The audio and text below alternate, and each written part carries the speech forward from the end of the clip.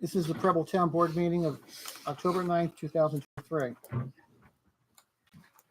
Are there any additions, deletions, or corrections to the minutes from September? I make a motion to accept the minutes. I'll second it. All in favor? Aye. Carried.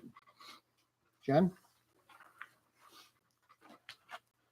Dog control, no report received. Justice report, $10,210 in fines collected in September. Thanks, Jen. Highway report, Jeff? I'll have a written copy, just a few of the highlights. The budget extension in Washington, along with that was the FEMA money extension, so I'm hoping that that'll get our project moving along a little better. We got all the stuff, the salt, sand, and liquid is at the shop, hoping to mix that in the next few days, so winter's right around the corner. I've been approached about the speed limit entering New York Park. There's 315 feet of road there that's actually the town of Preble.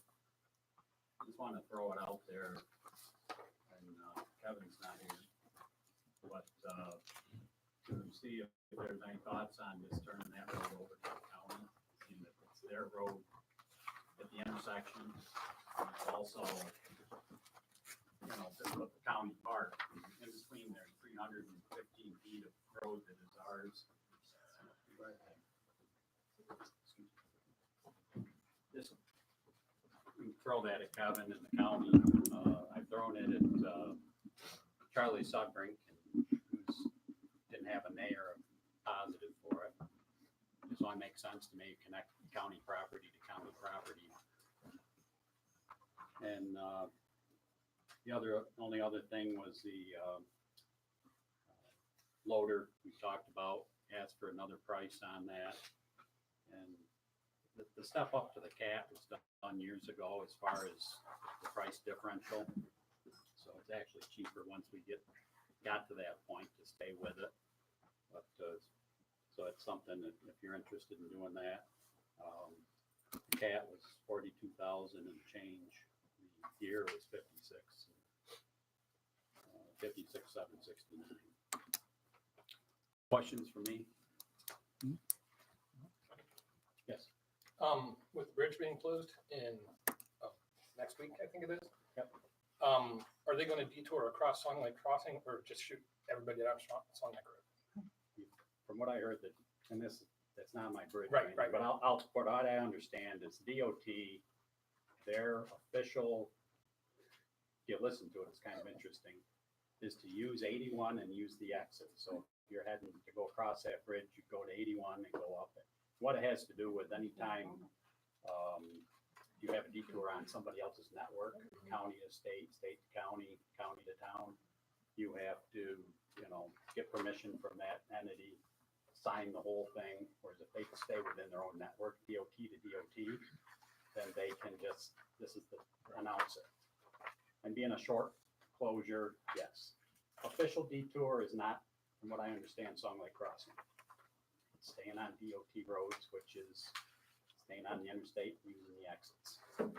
So that's what I understood anyways. So that's the reasoning behind it. Is once you go off network, you have to gets a lot more involved. Okay, good question. And it may get kicked down the road some more. Anything else? Okay, thanks, Jeff. Thank you all. Recreation? No one here from Recreation? No days back there. Dave, okay, good. Everything's going good, as far as I know. I'm pretty. Okay. So, Good. I won't be afraid to come and say something. I think we have our last pavilion usage reservation on October 15th, right? I think so. And I think That's on that, the calendar. I think that's it. So if that's the last reservation, then you can actually shut down the water after that. Mhm. Yeah. Okay, Okay. thanks, Dave. County legislator is not here yet. He's supposed to be here. Jen? Zoning and code enforcement September report, 1 building permit issued, 72 miles traveled, 14 building inspection, 64 hours worked, 1 fire inspection, 6 complaint follow-ups, and 27 telephone inquiries. The next planning board meeting is October 25th at 7 PM. The next ZBA meeting is November 2nd at 7:30 PM. Thanks, Jen. Town historian, Jay Curry, you have a presentation for us, Yes. right? So, thanks for everybody coming out, seeing me tonight. I'm sure that's why you're here. Let's see, I turn this on. I'll keep it brief, I promise. Coming on.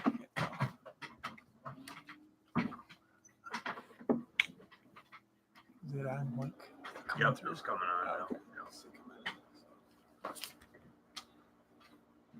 Hi, I'm the town historian. I've been for the last 4 years. Yeah, short presentation. Hit those lights. Oh, it'll. Yeah. It'll get better. It'll brighten up. So, yeah. There you go. There we go. Everybody see that? So, lost some spot. So, yeah, so I've been the historian for the last 4 years. Basically, I'm gonna go over what, there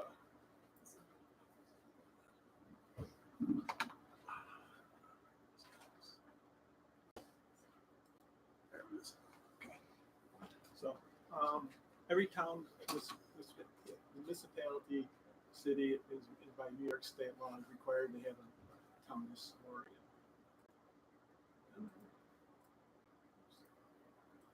There we go. Basically, what I do is I do a lot of research.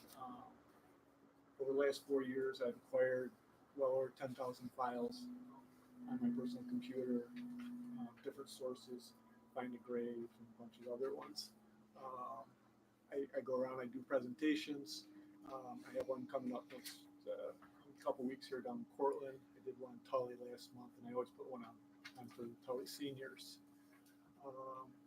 Do historic preservation. So if somebody has, something that they'd like to donate to the archives, or, just something going on, say in a cemetery or something, we advocate for that also. Okay. So basically, I've been converting everything from my desktop to my laptop. You can see all the files I have here.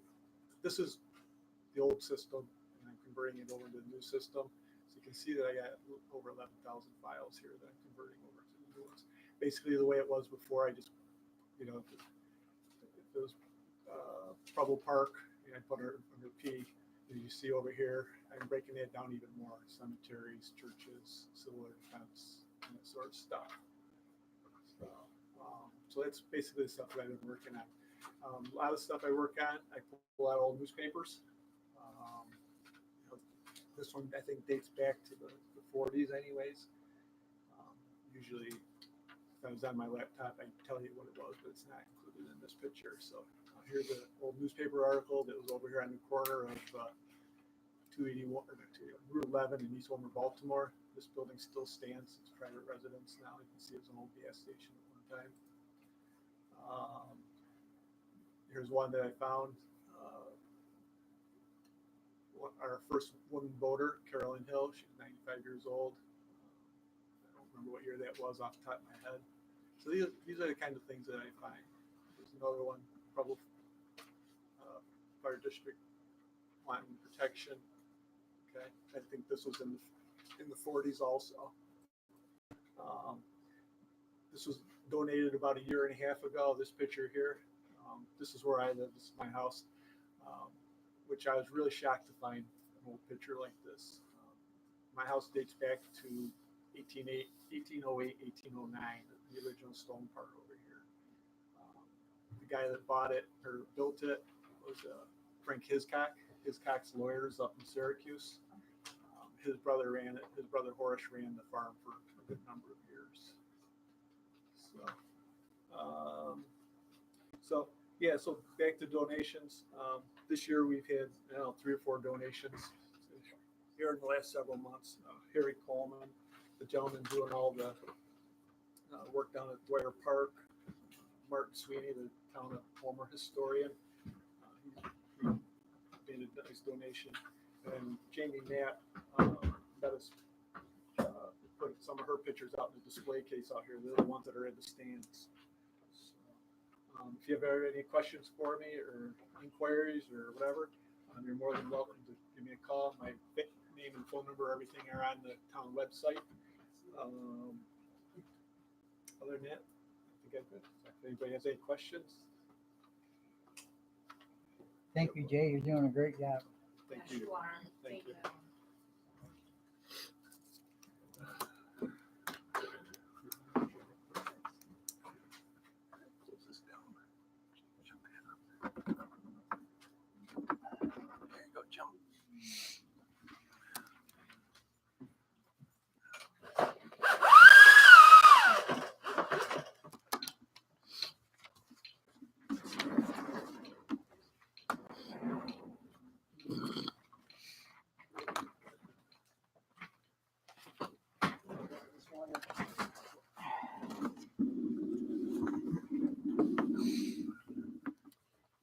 Thanks, Jay. Thank you, Jim. Jen? Town clerk fees collected in September, $136. Dispersed $134 to the town of Preble and $2 to New York State Admin Market.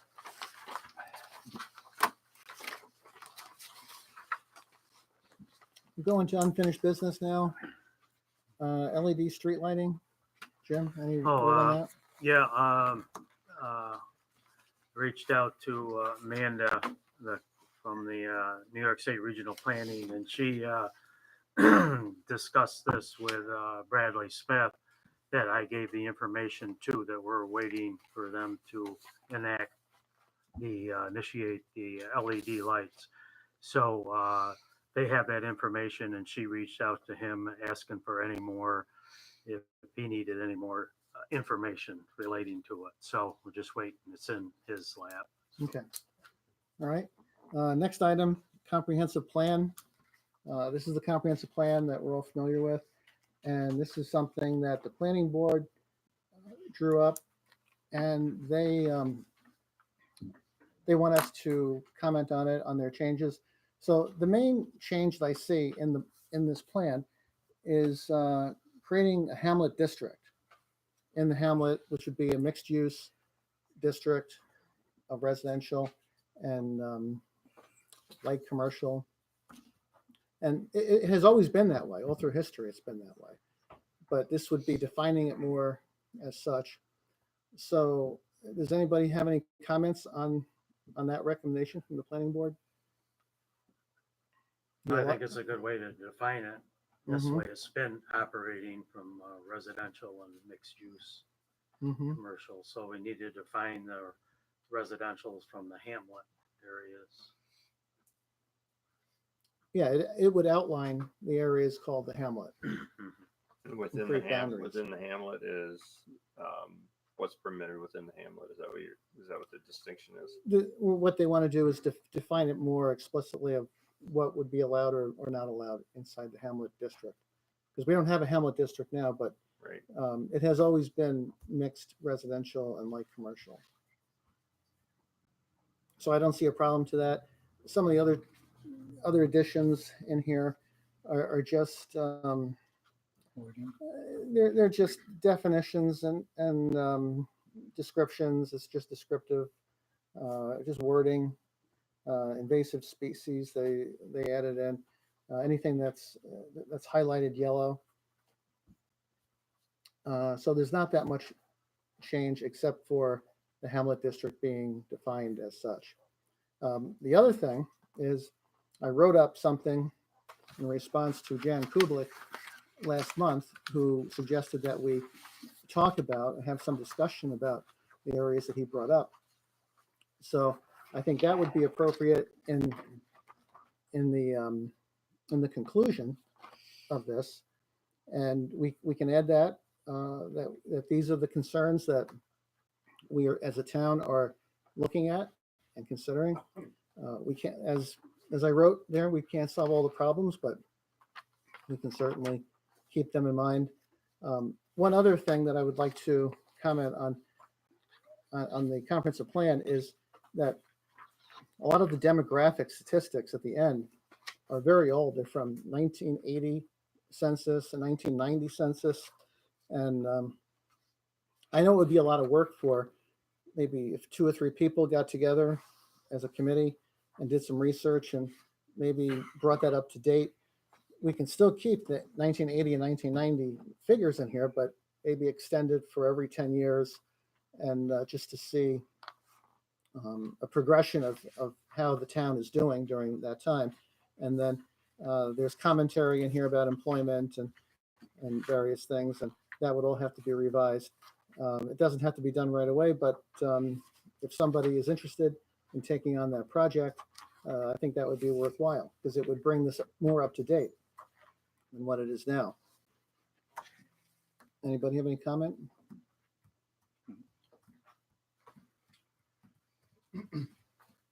Okay. So does everybody agree that the Hamlet District should be Yeah, defined as good such? idea. Yeah. Okay, Mhm, yes. okay. So we'll pass it on to the planning board. So remember, this is the comprehensive plan. This is again, proposed update of our existing comprehensive plan by the planning board. So the board can make these changes, or if you want to refer it back to the planning board, that can be done. And then we would take, really, your writing here, Jim, Mm-hmm. and try and incorporate over here, try and incorporate that. So add that to the comprehensive plan. Mm-hmm. Then that again would come back to the board. We would have to have at least one public hearing on that. And then we would need to enact it. We're not enacting it as a local law. We enact it by resolution. So this would be then our updated blueprint, if you will, for the future vision of this town. Mm-hmm. With that, then we could get back in earnest to trying to complete and go through enactment of the proposed revisions to the zoning ordinance. But this has to be done first. Okay. And what I wrote up was a draft, and when the planning board looks at it, or the board reads it, and anybody wants to make any revisions or changes or additions to it, feel free to do that. Can I say So, this one? Yeah, yeah. well, on the demographics, was that within the profiles and Preble, section?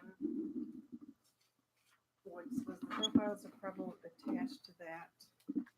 Because if it was, and you're talking about the demographics, I think that, the county planning might be involved with that.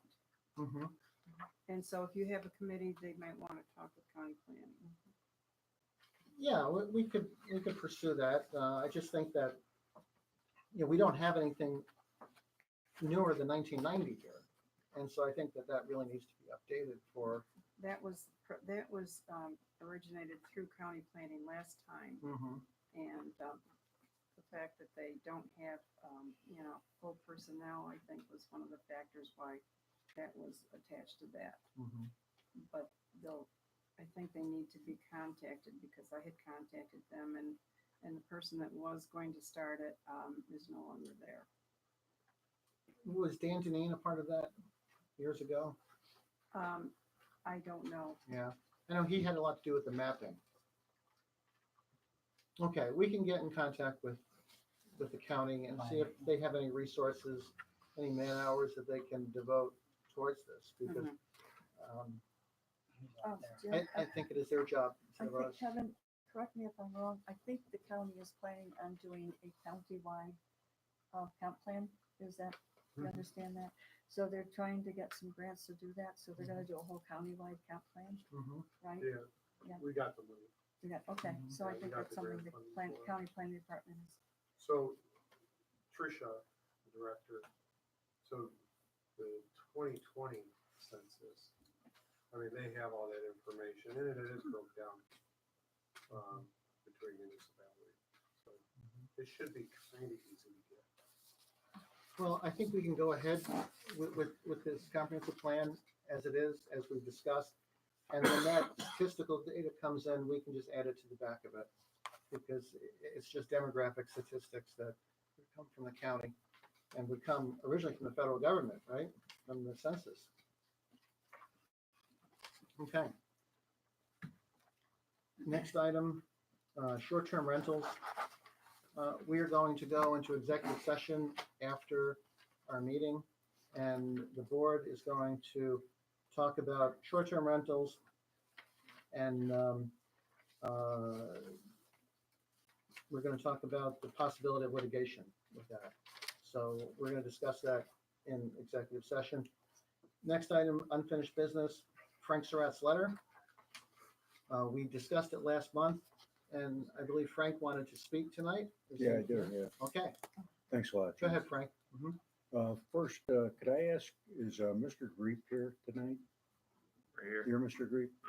And the reason why that's important is because not only are you my town council person, you're also largely to blame for the problem that I'm here to talk about. So it's a curious set of circumstances. I've been living next door to this town hall for, can't believe it, it's 34 years. And we enjoy the neighborhood. We like the peace and quiet, the neighbors. But during this late in the summer, something started developing that is unlike anything I've ever experienced here before living in better than 30 years. Big trucks started rolling up and down the road. First, it was during the hay season. And I started following the trucks to see what was going on. And it's apparent that what's called Preble Hill Farms, of which Mr. Greep is owner or director or one of the owners, has something like about 2,000 cows over there and up against the hill on towards the west. I just picture 2,000 cows. I mean, it's hard to even picture 2,000 cows, but that's a lot of need for food, and that makes a lot of poop. 2,000 cows, big cows. Now, seems to be creating the problem is they have their cows over here, but to a very large extent, if not entirely, they get rid of all their manure up the East Homer Baltimore Road. That's also where they obtain their hay from. And that's also where they obtain corn from. Now, it might be that they get some over there, but they get enough going and coming of that stuff that they have to have a huge amount of truck traffic. We're talking about these trucks, I think are roughly 30-ton trucks. And the real problem is apparently when they do business with a contractor, the contractor devotes a certain amount of trucks until they want to get the job done, the job at hand. And I was trying to do some work in my yard, and these trucks rolling by. And I sat out in my, sat down in the chair and watching them and with my watch, and there was a truck going by every 4 minutes.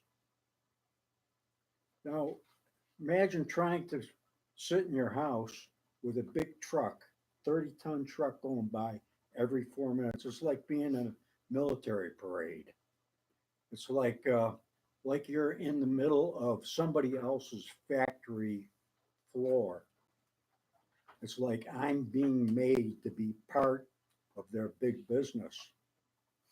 They're rolling past every 4 minutes. They have, yeah. Then when the hay was over, But the next thing they were doing is they had to empty their lagoon. And they have this huge lagoon up there, and the way I figured it, about every month and a half, they fill it up and have to empty it. Well, they were gonna empty it as fast as they could. And which meant a truck going by every 4 minutes. I don't know if they're going 35 miles an hour or not, but by the time they pass the light, they're changing their gears, so they're revving up their engines, and it's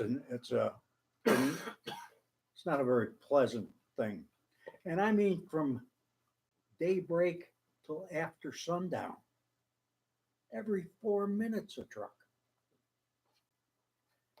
So they evidently emptied the sludge.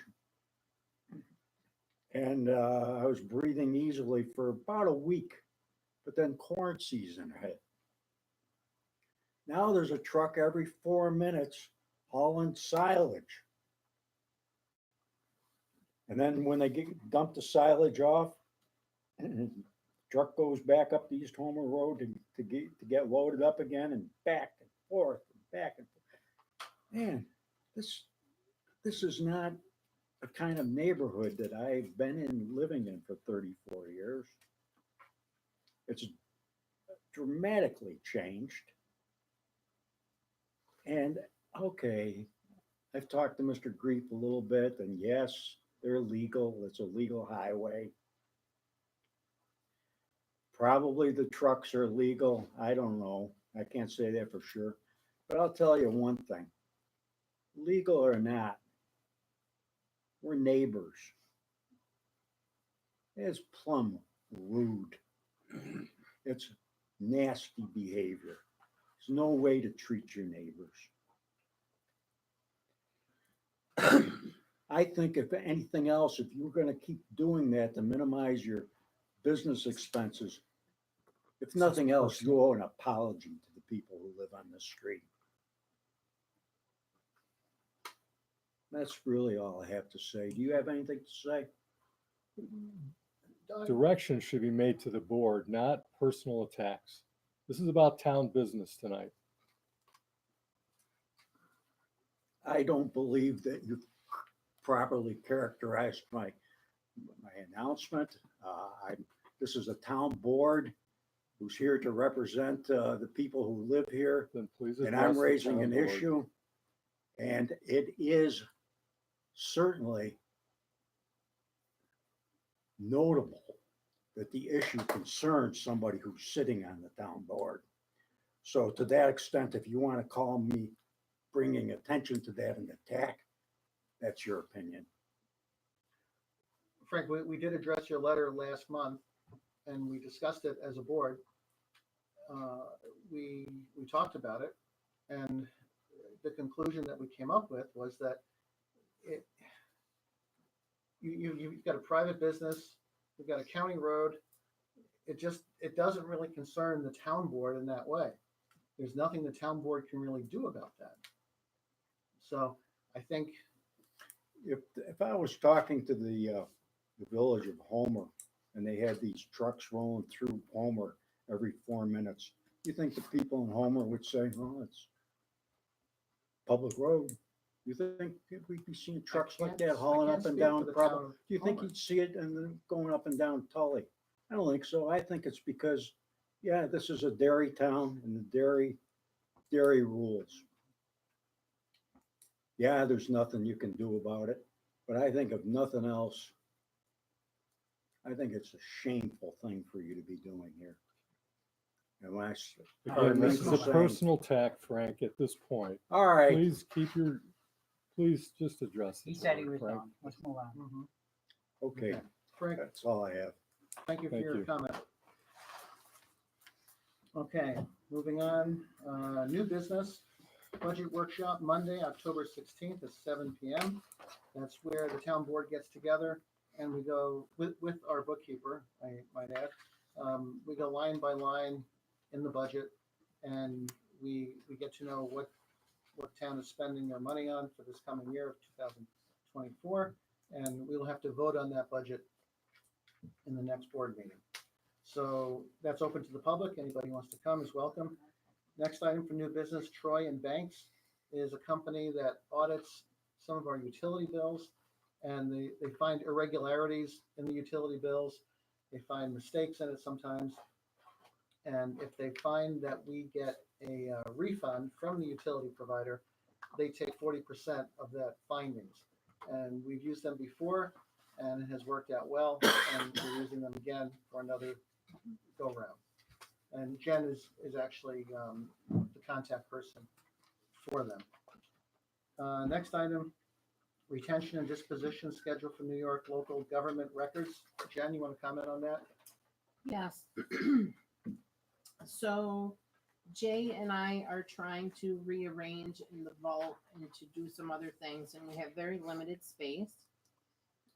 New York State has an archive department that we can use, or that I can use, to go through some of the records that we have downstairs to determine what we need to keep and what we no longer need to keep.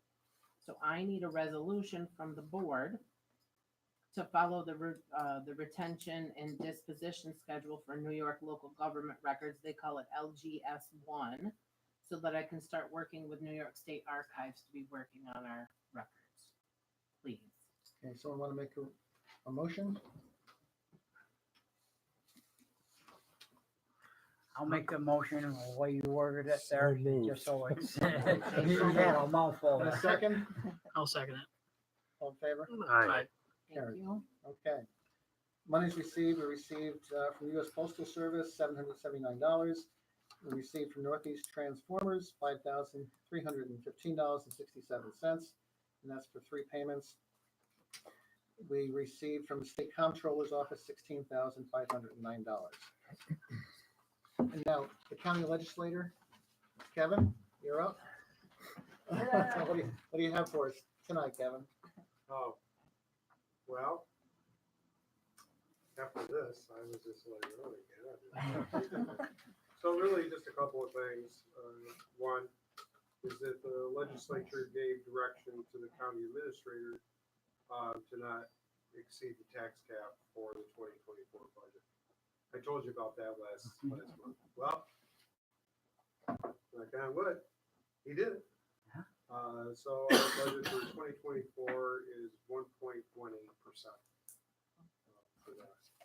Believe it or not, Cortland County is pretty good at this point financially. With, I know you guys don't like that, but with interest rates going up, our investments that we have reached $3 million in our investments. So right now we're roughly around 42 million in our fund balance for that.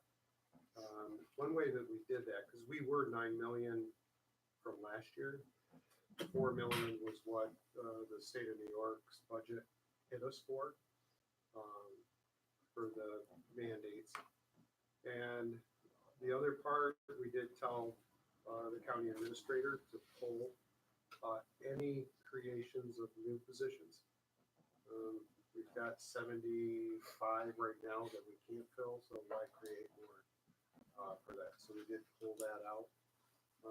And I just think that we're in a good spot at this point. We will be reaching out to the municipalities for shared services. Another talk on that for shared services. One of the main things that we do want to put out to municipalities is that we would love to share our IT department with municipalities to help you with security of your records and all that. So we do have a full-time, I think we have 9 IT staff. And we find that the outlying municipalities just don't have that expertise for IT. And that's one of the things that we want to put out there to help streamline a little bit more efficiency that we have. We do use some of our software that we have, and there is a back door that we are afraid of when it comes to tax time and real property. So these are things that we want to be able to try to tighten up for that. So Other than that, does anybody have any questions? Any topics that you want to bring up? The hazardous waste, the pickup that the county did was very successful, and a lot of people really took advantage of that, because there was like hundreds of cars that I've Yeah. seen there, Yeah, and I so participated, yeah. that's a very good thing the county does. And it's gonna have to be ramped up even more. Kind of taking a look to seeing if we can come to the municipalities to do it. We still have to look at logistics, look at transport of that. Just because of the hazardous waste, we don't want it into our landfill. Right. And DEC here soon is gonna restrict that. So it's even gonna be more of that, so. That's good. Good Any job other- on the pumpkin fest too. I mean, even though the weather was miserable, it was pretty decent. You know, I thought. And when the city's main street is fixed, Yeah. it's gonna get a little bit bigger. Actually, we were ranked, what, number 5 or something like that? Yeah, for fall festivals. Where the heck did that I come? mean, we got what, number 1 for real estate, right? Best place to live. Hey, we're rocking it. Are you promoting that in any way? What, best place to live? Yeah. Or, yeah. I think we put it on our website. And realtors.com did. For that. There was an article in the Cortland Standard Show about it. Any other questions for Kevin? Okay. Are you finished with your shared services committee? Nope. Because I had mentioned it to some of the committee members about countywide code enforcement. It's on that little ticker.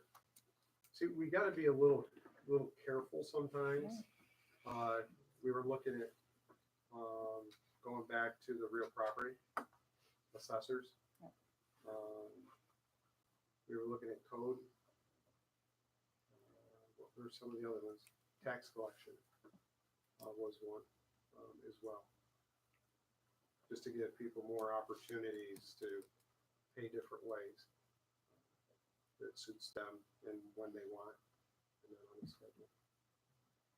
But it's a talk and it's voluntary. I'm not telling anybody to come to the county and do all that stuff. Thank you, Kevin. You're welcome. Okay. All right, we're gonna pay the bills and then we will open up the meeting for public comment. Need a motion to pay the general fund vouchers.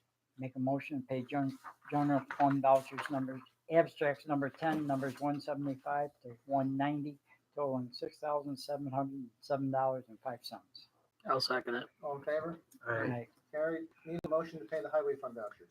I'll make a motion to pay the highway fund vouchers, abstract number 10, numbers 103 to 115, for totaling $26,476.31. Second. All in favor? Aye. Carried. At this Aye. time, we'll open up our meeting for public comment. You can make a comment on something or you can ask a question on something.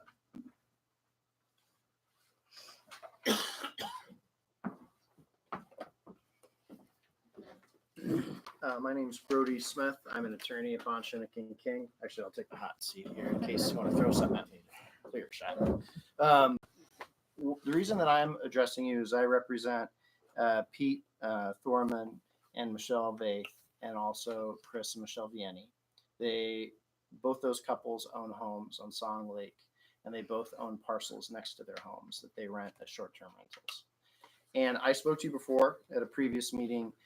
My clients, I think, as you know, aren't particularly opposed to the proposal to have a licensing provision and pay a fee, to have inspections, to have a law that deals with complaints and make sure people's quality of life is protected. The thing that they would be opposed to would be an outright ban. So I'm not going to repeat any of the things I told you before, but I do want to talk a little bit about that second issue, because I think that a ban on short-term rentals is something that has come into the conversation more in the planning board meeting recently, and then since the last town board meeting where I spoke. The reason I think it's important to talk about is I don't think a ban is wise from our point of view, and I don't think it's wise because it wouldn't do what I think you hope it would do. There would be non-conforming uses that would be allowed to continue. Now, the major argument against that, which has been said in a number of settings, is that short-term rentals are illegal now, and for that reason, they wouldn't be a non-conforming use. That's not true. And I promise to be brief, but let me talk to you a little bit about why I think that's true, because I think it's important to your determination. In your code, you have a definition of dwelling, and that definition of dwelling includes residences and a few different types. And two of the types are single-family residences and seasonal homes. Seasonal homes include beach cottages, vacation cottages, and vacation lodges. And the definition of dwelling unit goes on to say this: one room or rooms connected together constituting a separate independent housekeeping establishment for the owner occupancy or rental or lease on a weekly, monthly, or longer basis. And it goes on to talk about the sleeping facilities and such. It specifically says in there that a dwelling is something that can be rented, and still dwellings in the definition of dwelling, for less than a month. A short-term rental. It's in your definition, right? Now, there's other definitions of other things. You have a definition of bed and breakfast, but it doesn't really apply because it only applies to owner-occupied. So like when you live in a house, you rent a room. You've got a definition of motel, but the definition of motel doesn't apply because it says it deals with transient lodging and facilities for the general public, right? Now think about the difference between a facility open to the general public, and then it talks about the different kinds of things that could also be in their restaurants, whatever, and then emphasizes again, open to the general public. So a short-term rental is not at all open to the general public. It's only open to the person who rents it, just like if you would rent your house for any other purpose. So why is that important? The big case that's been around since 2015 is the Fruchter versus Town of Hurley case. That's from Hamilton County, went up to the Court of Appeals, highest court in New York, and was approved. And in that case, it said that a situation where someone has a house that they use as a short-term rental, and then you pass a law so you can't do that anymore, is a prior existing use that may continue. And it says that it's not a bed and breakfast. It's not a hotel. You got to look at the definitions in your code to determine, if it is or it isn't. But it says, although the definitions of dwelling and residences exclude various activities, including hotel and motel and transient occupancy, the term transient is not defined. And when considered in the context of the entire code, it does not clearly apply to the activity. You don't have a definition of transient occupancy in your code either. The last thing I'll say is I think the most applicable case, and I'll leave these with you because I know you're going into executive session, is the Atkins case, it's Town of Arietta case, another upstate case. It says the town's zoning law defines single-family residence as a detached building not including a mobile home used as living quarters for one family. The term shall also include a seasonal cottage. Sound familiar? It says a tourist accommodation, in turn, is a hotel, motel, resort, tourist cabin, or similar transient facility used to house the general public, including an accessory restaurant. Then it goes on to say that neither their decision to advertise the property on the internet as a vacation rental nor their membership in the local chamber of commerce transformed the premises from a single-family residence into a tourist accommodation, in particular because it's not open to the general public. So I know that some people have said there's a case in Long Island where they reached a different conclusion. Well, they have a real different definition in this Suffolk County case in the town of Southold, what a motel is. And it's a very screwy definition. I'm going to leave you with these cases. I know that it's something you have to read and consider on your own, but I think it's much more likely that and I have a stack of cases that follow for after 2015. That's the law in New York. Are there exceptions? There's always exceptions, right? There's always outliers, but that is 99 out of 10. It's a Fruchter case, right? I think it's going to be a prior existing use. I think it's a wasted effort and will result in litigation that will be difficult for the town to prevail on if you were to persist in the idea of an outright ban. I do think reasonably regulating the activity to ensure that people's quality of life is protected, to ensure that complaints are addressed, that parking is addressed, that all those things are addressed is perfectly reasonable. And my clients aren't against that in any other way. They've never had any complaints on their property. They live next door. They're ready to address any concerns. I'll stop there. I appreciate you giving me the time to talk. I'll leave these cases with your attorney. You can look at them if he desires to. Thanks, Brody. Thank you for the time. Thank you for speaking. Anybody else wanna comment? Ask a question?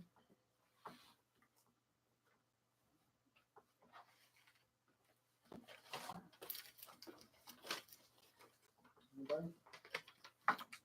Okay, if there's no more questions or comments, then the town board will go into executive session. All other business has been taken care of. So after executive session, we'll open up the door and then we'll just make a motion to adjourn. So that's it for tonight. Thanks for coming. If everyone could please make sure that you're signed in.